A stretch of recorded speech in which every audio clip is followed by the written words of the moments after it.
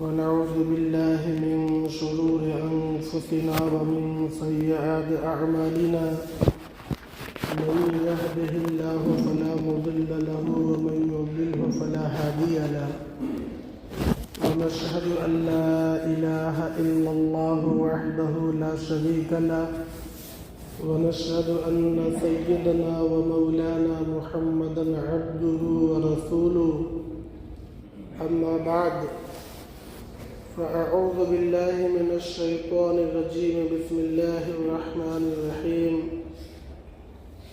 يا أيها الذين آمنوا اتقوا الله حق تقاته ولا تموتن إلا وأنتم مسلمون وقال الله تبارك وتعالى يا أيها الذين آمنوا اتقوا الله وقولوا قولا سديدا يصلح لكم أعمالكم صدق الله العلي العظيم وعن علي رضي الله تعالى عنه قال قال رسول الله صلى الله عليه وسلم إذا كانت ليلة النصف من شعبان فقوموا ليلها وصوموا نهارها أو كما قال النبي صلى الله عليه وسلم. معزز سامعین،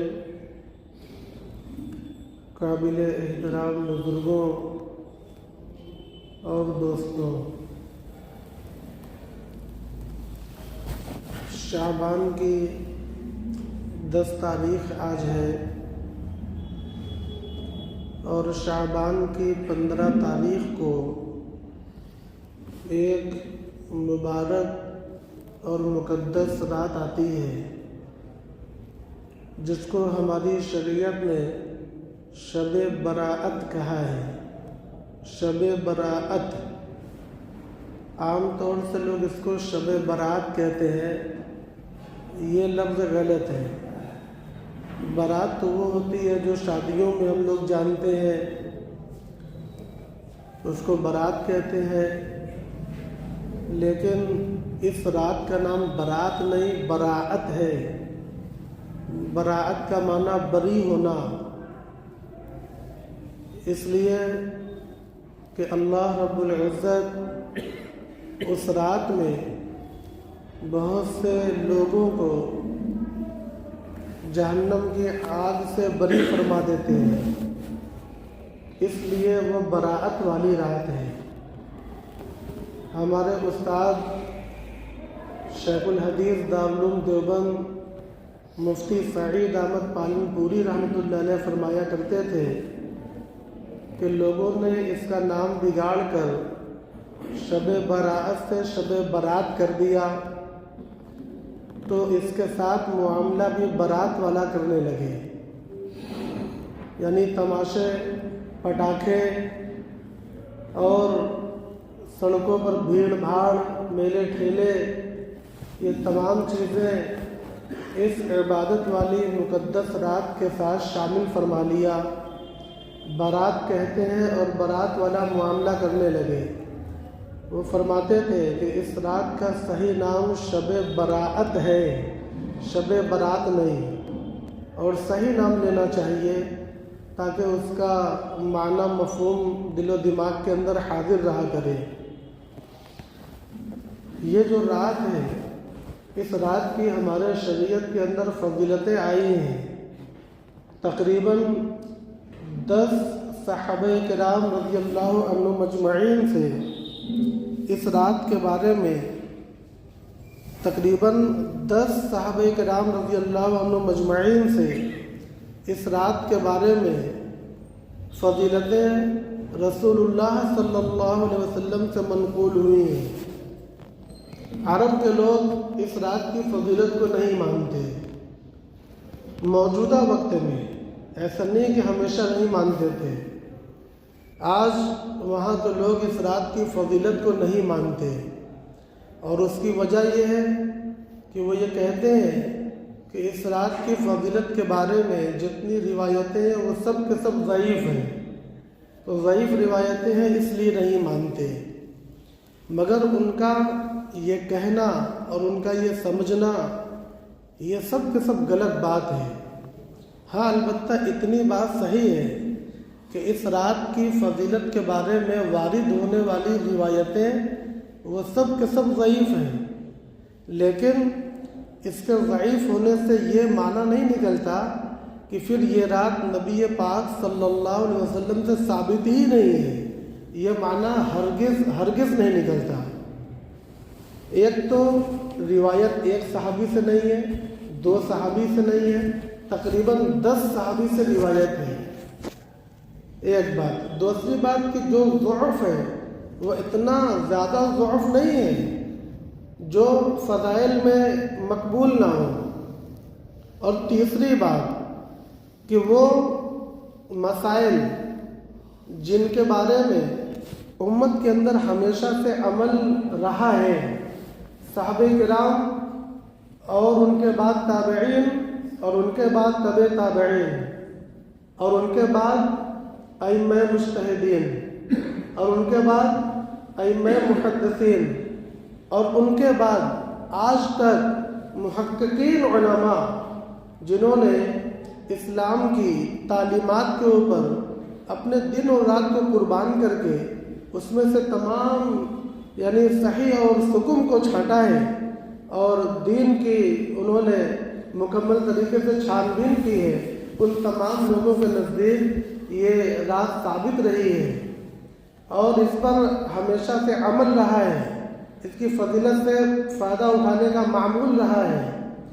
تو جو مسئلہ اس طرح کا ہو اس کے بارے میں اگر روایت کی سند میں ضعف بھی ہے تو تلقی بالقبول ہونے کی وجہ سے وہ روایت کا ضعیف ہونا کوئی معنی نہیں رکھتا۔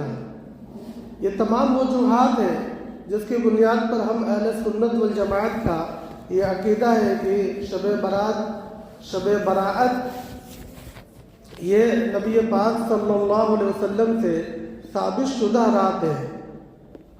اگر ثابت نہ ہوتی، بغیر ثبوت کے ہم لوگ اس کو عبادت سمجھ کر کرتے تو پھر اس کا نام بدعت پڑ جاتا۔ جو چیز دین نہ ہو اور اس کو دین سمجھا جائے اور اس کو کرنے پر ثواب مانا جائے، سمجھا جائے تو اس کو بدعت کہتے ہیں۔ یہ بدعت نہیں ہے، یہ نبی پاک صلی اللہ علیہ وسلم سے ثابت ہے اور ثبوت سند کے اعتبار سے بھی ہے اور ثبوت عمل کے اعتبار سے بھی ہے، اس لیے اس میں کوئی شک و شبہ کی گنجائش نہیں ہے۔ ثبوت کے بارے میں تو یہ بات ہو گئی، اب چلتے ہیں اس رات کی حقیقت کے بارے میں ذرا سا سمجھتے ہیں۔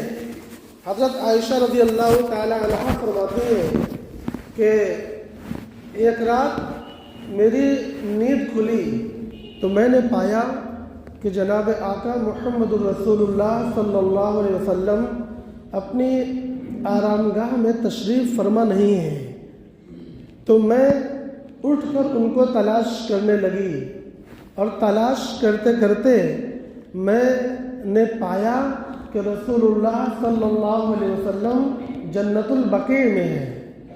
جنت البقیع یہ مدینہ منورہ کے اندر قبرستان کا نام ہے اور نبی پاک صلی اللہ علیہ وسلم کے روضے کے بالکل قریب ہے۔ اور آپ لوگ یہ جانتے ہیں کہ نبی پاک صلی اللہ علیہ وسلم کا جو روضہ مبارک ہے، ازواج مطہرات کے کمرے بھی وہیں پر تھے، اسی سے لگے ہوئے تھے۔ تو جنت البقیع وہاں سے کوئی خاصا دور نہیں ہے، بالکل ہی بغل میں ہے۔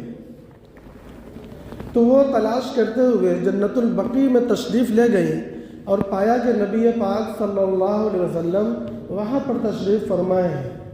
نبی پاک صلی اللہ علیہ وسلم نے حضرت عائشہ رضی اللہ تعالی عنہا کو دیکھا تو کہنے لگے کہ آج شعبان کی 15ویں رات ہے، آج کے دن اللہ تبارک و تعالی بنو کلب کی بکریوں کے بالوں سے بھی زیادہ گناہ گاروں کی مغفرت فرماتے ہیں۔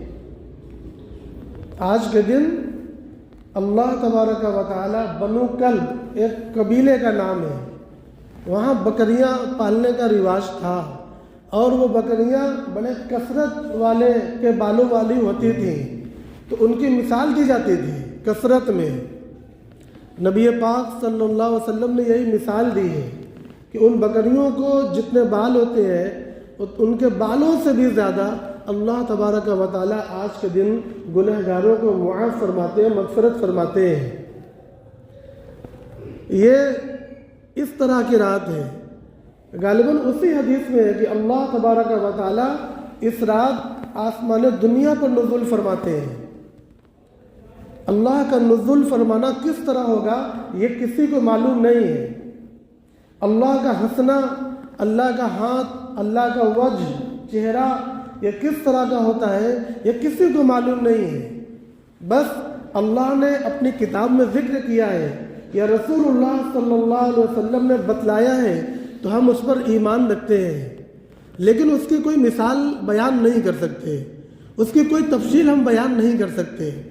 بس اتنا کہتے ہیں کہ اللہ تبارک و تعالی اس رات میں آسمان دنیا پر نزول فرماتے ہیں، اور بعض دوسری روایت میں کہ اعلان ہوتا ہے کہ کوئی مغفرت طلب کرنے والا ہے تو اس کی مغفرت کی جائے، اور مختلف اعلانات ہوتے ہیں۔ اس رات میں اللہ تبارک و تعالیٰ کی بے پایاں رحمتیں اور برکتیں نازل ہوتی ہیں۔ اس رات میں اللہ تبارک و تعالیٰ کے کچھ فیصلے آسمانوں پر ہوتے ہیں۔ یفرق فیہا کل امر حکیم، قرآن مجید کے اندر یہ آیت ہے، اور اس کی تفسیر میں یہ بات منقول ہے کہ اس سے مراد شعبان کی 15ویں رات یعنی شب براءت ہے۔ اس رات کے اندر عمریں لکھی جاتی ہیں، کس کی کتنی عمر ہوگی۔ اس رات کے اندر رزق لکھے جاتے ہیں، کس کو کیا رزق دیا جائے گا۔ اس رات کے اندر یہ لکھا جاتا ہے کہ اس سال کس کو انتقال کر جانا ہے، اور یہ لکھا جاتا ہے کہ اس سال کس کو پیدا ہونا ہے۔ اس طرح کے بڑے بڑے فیصلے اس رات میں اللہ تبارک و تعالی انجام دلواتے ہیں۔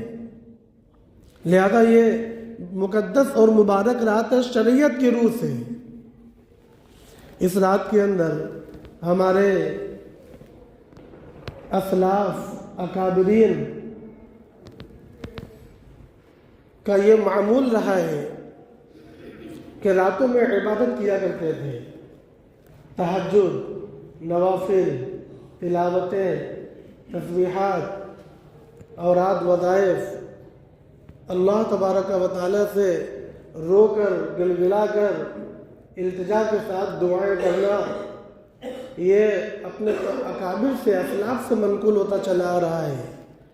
اور دن میں روزہ رکھنے کا معمول ہے، دن میں روزہ رکھنے کا معمول ہے۔ حضرت علی رضی اللہ تعالیٰ عنہ کی جو روایت میں نے خطبے کے اندر پڑھی ہے اس کا مفہوم یہی ہے، اذا کانت لیلۃ النصف من شعبان فقوموا لیلہا وصوموا نہارہا، جب شعبان کی 15ویں رات ہو جائے، 14 کا دن پورا ہو اور رات لگے تو وہ 15 کی رات ہوگی۔ رات پہلے ہوتی ہے اور اس کے بعد دن ہوتا ہے، تو 15ویں کی رات ہو جائے تو اس رات میں عبادت میں کھڑے ہو جاؤ، فقوموا لیلہا، اس کی رات میں عبادت میں کھڑے ہو جاؤ، وصوموا نہارہا، اور اس کے دن میں روزہ رکھو۔ یہ حضرت علی رضی اللہ تعالیٰ عنہ نے نبی پاک صلی اللہ علیہ وسلم سے روایت نقل فرمائی ہے۔ یہ روایت بھی ضعیف ہے۔ اسی ضعف کی بنیاد پر اس روزے کو سنت نہیں کہا جاتا، بلکہ مستحبات کے اندر اس کا درجہ اور مقام رکھا جاتا ہے۔ تو ایسا نہیں ہے کہ ضعیف ہے تو اس کا خیال نہیں رکھا گیا، اس کا بھی خیال رکھا گیا ہے، مگر اس کی بنیاد پر یہ کہنا کہ جناب یہ چیزیں اللہ کے نبی سے ثابت نہیں ہیں، یہ سراسر غلطی ہے۔ علمی اعتبار سے بھی اور دیانت کے اعتبار سے بھی، دونوں اعتبار سے یہ غلط ہے، اس لیے اس غلطی کو تو تسلیم نہیں کیا جائے گا، اور یہی کہا جائے گا کہ یہ چیزیں بالیقین رسول اللہ صلی اللہ علیہ وسلم سے ثابت ہیں۔ تو یہ رات عبادت کرنے کی ہے، گنوانے کی نہیں ہے۔ اور جیسا کہ میں نے شروع میں عرض کیا، اپنے استاد شیخ الحدیث حضرت مفتی سعید احمد پالنپوری رحمۃ اللہ علیہ کی بات میں نے جو شروع میں نقل کیا کہ لوگ اس کا نام بدل کر شب برات سے شب برات کہنے لگے، اور اس کے بعد جو معاملہ برات کے ساتھ کیا جاتا ہے وہی معاملہ اس رات کے ساتھ کرنے لگے۔ پٹاخے، آتش بازیاں اور سڑکوں پر چہل پہل، بھیڑ بھاڑ، میلے ٹھیلے، جو چیزیں براتوں کے ساتھ لوگوں نے لگا دیا ہے وہ چیز اس کے ساتھ کرنے لگے۔ فرمایا اس کا صحیح نام شب براءت ہے۔ براءت کا معنی جہنم سے آزادی، خلاصی۔ اللہ تبارک و تعالیٰ اس رات میں مغفرت فرماتے ہیں، اس لیے اس کو شب برات کہتے ہیں۔ یہ رات اس طرح کی ہے۔ اب جو بات ہمارے استاد محترم نے فرمائی اس کی روشنی میں ہمیں یہ سوچنا ہے کہ یہ رات ہماری وصول ہو، یہ رات ہماری ضائع نہ ہو۔ وصول ہونے اور ضائع ہونے کا معیار کیا ہے؟ وہ معیار دین ہے۔ اب کسی بھی مسئلے پر، کسی بھی عمل پر ہم دین کے مطابق عمل کریں گے تو وہ وصول ہوگا، اور دین کے مطابق عمل نہیں کریں گے، عمل تو کریں گے مگر دین کے مطابق نہیں ہوگا، من کے مطابق ہوگا، جہالت کے مطابق ہوگا، لوگوں کی دیکھا دیکھی کے مطابق ہوگا، تو پھر وہ عمل وصول نہیں ہوگا۔ اس رات کے ساتھ بھی معاملہ یہی ہے۔ رات کی عبادت یہ نفل ہے، اور جیسے میں نے پیچھے بتلایا تھا کہ میت چھپانے کی چیز ہے، دکھانے کی چیز نہیں، ویسے میں پھر کہتا ہوں کہ نوافل چھپانے کی چیز ہے، دکھانے کی چیز نہیں ہے۔ نوافل چھپانے کی چیز ہے، دکھانے کی چیز نہیں ہے۔ اس لیے نفل نمازیں، نفل عبادتیں کھلے عام مسجدوں میں آ کر کرنے سے کہیں زیادہ بہتر، اپنے کمروں کی تنہائیوں میں زیادہ بہتر ہے، زیادہ افضل ہے۔ لہذا اس رات کی عبادت بھی تنہائی میں افضل ہے۔ اپنے کمروں میں، اپنے حجروں میں رات میں اللہ کے سامنے اپنے کمروں کے اندر تہجدیں پڑھ رہے ہیں، تلاوتیں کر رہے ہیں، آنسو گرا رہے ہیں، اپنے دل کو گرما رہے ہیں، اپنی روحانیت کو اعلیٰ مقام تک پہنچا رہے ہیں، یہ اعمال نوافل ہیں، اور نوافل یہ تنہائیوں کے اندر مطلوب ہے، یہ جلوت کے اندر مطلوب نہیں ہے، خلوت کے اندر مطلوب ہے۔ لہذا باہر نکلنے کی ضرورت نہیں ہے، گھروں کے اندر رہیے اور شریعت کے مطابق انجام دیجیے۔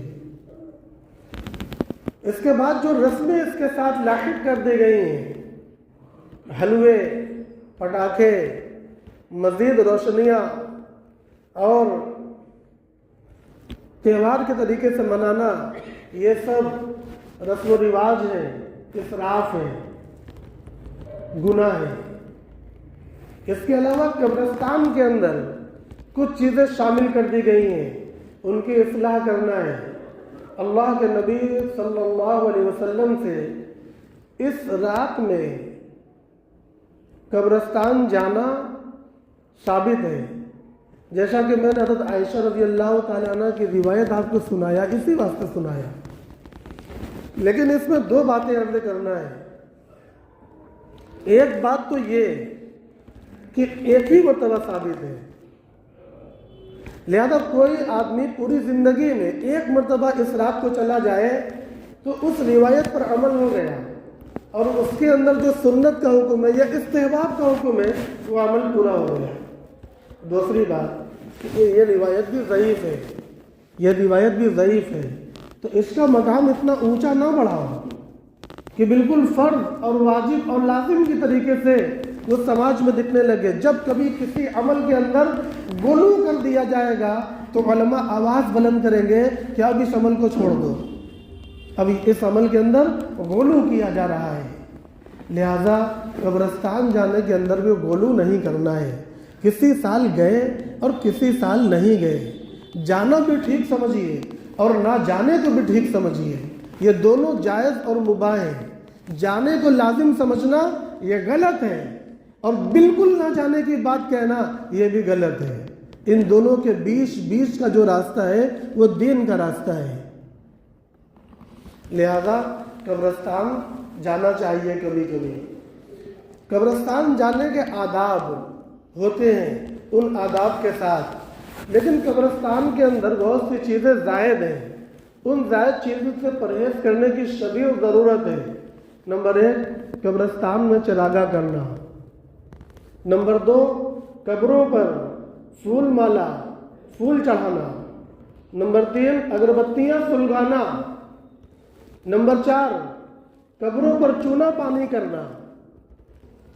اور نمبر 5، قبرستان میں بیٹھ کر دنیا داری کی باتیں کرنا، ہنسی ٹھٹھا کرنا، غفلت کی باتیں کرنا، یہ سب گناہ کے کام ہیں۔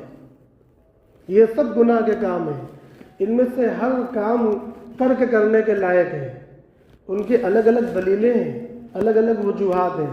اگر کوئی یہ کہتا ہے کہ قبروں پر پھول چڑھانا کہاں سے غلط ہے، تو وہ بالکل غلط بات ہے۔ اللہ کے نبی نے ایک مرتبہ بھی، کسی صحابی نے، کسی تابعی نے، کسی امام اور مجتہد نے ایک مرتبہ بھی، صرف ایک مرتبہ بھی کسی قبر پر پھول نہیں چڑھایا، پھول نہیں چڑھایا ہے۔ ہری ٹہنی اللہ کے نبی نے ڈالی ہے، لیکن وہ اللہ کے نبی کو بتلایا گیا کہ یہ دونوں عذاب میں مبتلا ہیں۔ یہ اللہ کے نبی کو بتلایا گیا، اور یہ بھی بتلایا گیا کہ آپ ان ٹہنیوں کو رکھیے، جب تک یہ ہری بھری ہیں تب تک اتنی دیر کے لیے آپ کہتے ہیں تو ہم عذاب کو روک دیں گے۔ یہ مسئلہ تھا وہاں پر۔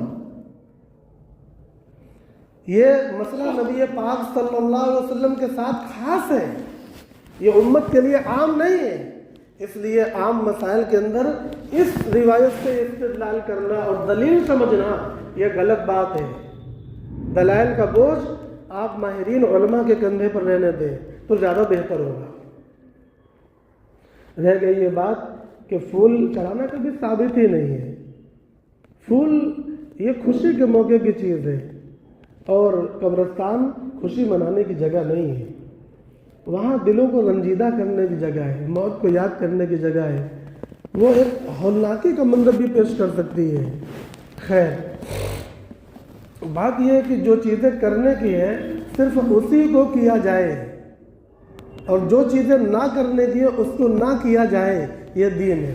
اسی لیے میں نے شروع میں آج کے دن اس موقع پر جو آیت پڑھی ہے خطبے میں، وہ تقوی کی آیت پڑھی ہے۔ یا ایھا الذین آمنوا اتقوا اللہ حق تقاتہ، اے ایمان والو اللہ سے ڈرو، اللہ سے ڈرو جیسا اس سے ڈرنے کا حق ہے۔ اس طرح کی بے شمار آیتیں ہیں قرآن مجید میں۔ اگر کسی کو یاد ہو اور پڑھنا شروع کرے تو سینکڑوں آیت یہ بتلاتی ہیں کہ اللہ تبارک و تعالیٰ نے قرآن مجید میں تقوی پر بہت زور دیا ہے اور اس کی بہت فضیلت بتائی ہے۔ یہ فرمایا کہ وَمَن يَتَّقِ اللَّهَ يَجْعَل لَّهُ مَخْرَجًا، جو تقوی اختیار کرے گا اللہ اس کے لیے راستہ بنائے گا۔ اور یہ فرمایا کہ جو تقوی اختیار کرے گا تو اللہ اس کے لیے فرقان بنائے گا، اللہ اس کے گناہوں کو بخشے گا، اللہ اس کے اعمال کی اصلاح کر دے گا، اس کی سیئات کو مٹا دے گا، اس کی مغفرت فرما دے گا۔ تقوی کے بے شمار انعامات اور اس تقوی کے اثرات اللہ رب العزت نے قرآن مجید کے اندر بتائے ہیں۔ اور تقوی کیا ہے؟ جو کرنے کو کہا گیا وہ کیا جائے، اور جس کو رکنے کو کہا گیا اس سے رکا جائے۔ اس مبارک رات میں چند لوگوں کی مغفرت نہیں ہوتی، اس میں سے نمبر 1 مشرک۔ مشرک کون ہے؟ جو اللہ کی عبادت یا اللہ کی صفات میں غیر اللہ کو شریک کرتا ہے، وہ مشرک ہے۔ کوئی ضرور نہیں کہ وہ ہندو بھی ہو، کوئی ضرور نہیں کہ وہ ہندو بھی ہو، وہ کسی قوم کا ہو سکتا ہے، کسی مذہب کا ہو سکتا ہے۔ اگر اس کے اندر بدعقیدگی ہے اور وہ اللہ کی صفات مخصوصہ کے ساتھ کسی غیر کو شریک کرتا ہے، کسی مخلوق کو شریک کرتا ہے، چاہے وہ مخلوق اعلیٰ ہو اور چاہے وہ مخلوق ادنا ہو، تو یہ شرک ہے۔ اور جو مشرک ہے اس کی اس مغفرت والی رات میں بھی مغفرت نہیں کی جائے گی۔ اس لیے شرک کی ہر قسم سے بچنے کی شدید ضرورت ہے۔ چاہے وہ شرک جلی ہو اور چاہے وہ شرک خفی ہو۔ نمبر 2، عاق الوالدین، عاق مانے نافرمانی کرنا۔ جو والدین کے نافرمان ہے اس کی اس رات میں بھی مغفرت نہیں کی جائے گی۔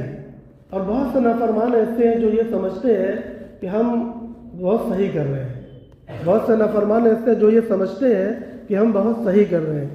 اگر والدین کے ساتھ نافرمانی کا معاملہ ہے تو کسی اینگل سے بھی وہ صحیح نہیں ہو سکتا۔ ہر قیمت پر اس کو چھوڑنا ہوگا، عادت کو بدلنا ہوگا، مزاج کو بدلنا ہوگا، اور ان اعمال کو کرنا ہی ہوگا جس سے والدین راضی ہو جائیں۔ رضا الرب فی رضا الوالد، نبی پاک صلی اللہ علیہ وسلم نے فرمایا کہ رب کی رضامندی والد کی رضامندی میں ہے۔ ترمذی شریف کی روایت ہے۔ تو جس کو والد کو راضی کرنے کا ڈھنگ نہ آیا اس کو رب کو راضی کرنے کا ڈھنگ نہیں آئے گا۔ اور جس نے اپنے بوڑھے والدین کو پایا یا ان دونوں میں سے ایک کو پایا اور اس کو راضی نہیں کر سکا تو اس پر اللہ کی لعنت ہے۔ ان روایتوں کو دھیان میں رکھنا چاہیے۔ یہ ہمارے نبی پاک صلی اللہ علیہ وسلم کی ضروری اور مقدس تعلیمات ہیں۔ تو والدین کا نافرمان اگر ذرا سے بھی نافرمانی ہوتی ہے تو اس کی اصلاح کرنا ضروری ہے، اس پر غور کرنا، اللہ سے مانگنا، علماء سے ملنا، مشورہ کرنا، تاکہ اگر کہیں سے بھی ہم اس کی مزید اصلاح کر سکتے ہیں تو کر لیں اور اپنے والدین کو پورے طریقے سے راضی رکھیں۔ کوئی شکایت نہیں کہ والدین کیسے ہیں، یہ شکایت کرنا غلط ہے، ہم کیسے ہیں اس پر نظر رکھنا ضروری ہے۔ اس لیے والدین کے مکمل فرما بردار بن جاؤ، ان کے نافرمانی کا ادنا درجے کا بھی شائبہ ہماری زندگی میں نہیں ہونا چاہیے، نکل جانا چاہیے۔ اور نمبر 3، حسد کرنے والا، جو لوگوں کی ترقی اور ان کی اچھائی سے جلن محسوس کرتا ہے، کڑتا ہے، ایسے کی بھی نافرمانی نہیں ہوگی۔ یہ دل کی بیماری ہے، اس بیماری کو بھی پاک کرنا ہے۔ یہ بیماریاں بھی بہت عام ہیں۔ نمبر 4، مدمن الخمر، شرابی، جو شراب کا عادی ہے، شراب نہیں چھوڑتا، سچی پکی توبہ نہیں کرتا، تو اس مغفرت والی رات میں بھی اس کی مغفرت نہیں کی جائے گی۔ نمبر 5، قاتل، جس نے کسی کو قتل کیا یا قتل کرنے کا ارادہ رکھتا ہے، اس کی مغفرت نہیں ہوگی تاہاں کہ وہ سچی پکی توبہ نہ کر لے۔ اور نمبر 6، مسبل الاظہار، اور نمبر 7، وہ چغلی کرنے والا، ادھر کی بات ادھر کر کے جو لڑاتے ہیں۔ یہ 7 لوگ ایسے ہیں جن کی کسی قیمت پر مغفرت نہیں کی جائے گی۔ اس میں نمبر 6 پر ہے مسبل الاظہار۔ یہ ہمارے لیے بہت اہم ہے، یہ ہمارے لیے بہت اہم ہے۔ مسبل الاظہار یعنی اپنے لنگی یا پاجامے یا پینٹ کو ٹخنوں سے نیچے لٹکا کر پہننے والا، اب وہ لوور ہو یا جینس ہو یا سمپل پینٹ ہو یا لنگی ہو یا کرتا ہو اور پاجامہ ہو، اس کو اپنے ٹخنوں سے نیچے لٹکا کر پہننے والا، اس کا نام ہے مسبل الاظہار۔ اور یہ گناہ کبیرہ ہے، یہ بالکل حرام ہے، اس پر اللہ کی لعنت ہے، اس کی دعا کبھی قبول نہیں ہوتی، یہ اللہ کا بہت ناپسندیدہ ہے۔ اس لیے میں نے کہا کہ یہ ہمارے لیے بہت اہم ہے۔ ویسے تو تمام مسائل اہم ہیں، لیکن اس میں ہمارے نوجوان بہت مبتلا ہوتے چلے جا رہے ہیں، خصوصاً لباس کے معاملے میں۔ تو یہ مقدس رات آنے والی ہے، اس کے بعد رمضان المبارک شروع ہونے والا ہے، اور امت کا پورا طبقہ عبادتوں کے اندر، تلاوتوں کے اندر لگنے والا ہے۔ لیکن اگر ان عبادتوں سے پہلے ہم نے ان اسباب کو دور نہیں کیا جو ہماری عبادتوں کی قبولیت اور توبہ کی قبولیت کے اندر رکاوٹ ہے، تو محترم بھائیوں اور دوستوں، ہمارے اعمال ضائع ہوں گے، ہمارے اعمال ضائع ہوں گے۔ اس لیے ان تمام چیزوں سے اپنے اعمال کی اصلاح کر لیا جائے، ان اعمال کو ان کو ختم کر دیا جائے تاکہ ہماری محنتیں رائگاں نہ ہوں۔ ان میں کیا چیزیں ہیں؟ ایک تو لباس کی اصلاح کر لی جائے، مسبل الاظہار۔ اس کے اندر ایک اور چیز ہے کہ اتنا ٹائٹ کپڑا پہننا، کسا کپڑا پہننا جس میں یہ جان پر بالکل چپکا ہوا ہو، اور یہ جو پیچھے کا حصہ ہے سرین، اس کی شیپ بالکل اس کپڑے سے ظاہر ہوتی ہے، چاہے موٹا کپڑا ہو. میں یہ نہیں کہتا کہ باریک کپڑا ہو، موٹا کپڑا بھی، لیکن وہ بالکل شیپ بشیپ ہے تو وہ پہننا جائز نہیں ہے اور گناہ ہے. ایسا آدمی کبھی متقی نہیں ہو سکتا، وہ فاسق ہوگا، اس کی دعائیں کہاں سے قبول ہوں گی، اس کی نماز مکروہ ہے، اس کے روزے مکروہ ہیں. لہذا وہ یہ چاہے کہ ہم مکروہ سے نکل کر مقبول اعمال کے اندر شامل ہو جائیں تو اپنے لباس کی اصلاح کر لے، اپنے لباس کی اصلاح کر لے، اور جو اسلام کے مطابق ہے، متقیوں والے لباس ہیں، ان لباس کو پہنے. اگر کسی کو کام کرنے کے لیے کارخانہ ہے اور کام کرنے کے لیے اس طرح کے کپڑے پہننے کی ضرورت ہے تو کام کی جگہ پہن سکتا ہے، لیکن نماز کی جگہ نہیں پہن سکتا. نماز کے اندر اسی طرح کپڑا پہن کر آنا ہوگا جس طرح مطلوب ہے. لہذا اگر کوئی نماز کے اندر ایسا کپڑا پہن کر چلا آتا ہے جو مسبل الازار ہے تو اس کو چاہیے کہ اپنے پینٹی کو موڑ لے اور اپنے ٹخنے کو کھول لے تاکہ کم از کم اس کی نماز تو بچ جائے. ویسے تو ہے مبتلا وہ گناہ میں. ایک تو لباس کی اصلاح کرنا ضروری ہے اور اللہ اور رسول کے حکم کے مطابق لباس پر آنا ضروری ہے. اور نمبر 2 اسی طرح معاملہ داڑھی وغیرہ کا بھی ہے. اور نمبر 3 ایک گناہ اور ہے، اپنے بغل کا بال صاف کرنا، اپنے منہ زیر ناف کو صاف کرنا، ناخنوں کو تراشنا. 40 دن سے اوپر اگر ہو جاتا ہے تو مکروہ تحریمی ہے، یعنی گناہ کبیرہ، اور اس کے ساتھ نماز وغیرہ مکروہ ہوتی ہے. اس لیے اپنے بدن کی بھی پوری صفائی کر لے، اپنے ظاہر کی بھی پوری صفائی کر لے، اپنے باطن کی بھی پوری صفائی کر لے، اور ان مقدس راتوں میں عبادت کے لیے اپنے آپ کو تیار کر لے.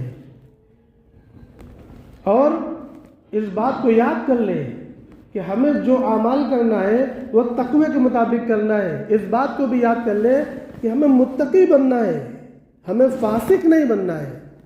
تقوی کا جو اپوزٹ ہے وہ فاسق ہوگا، جو تقوی چھوڑے گا وہ فاسق ہوگا.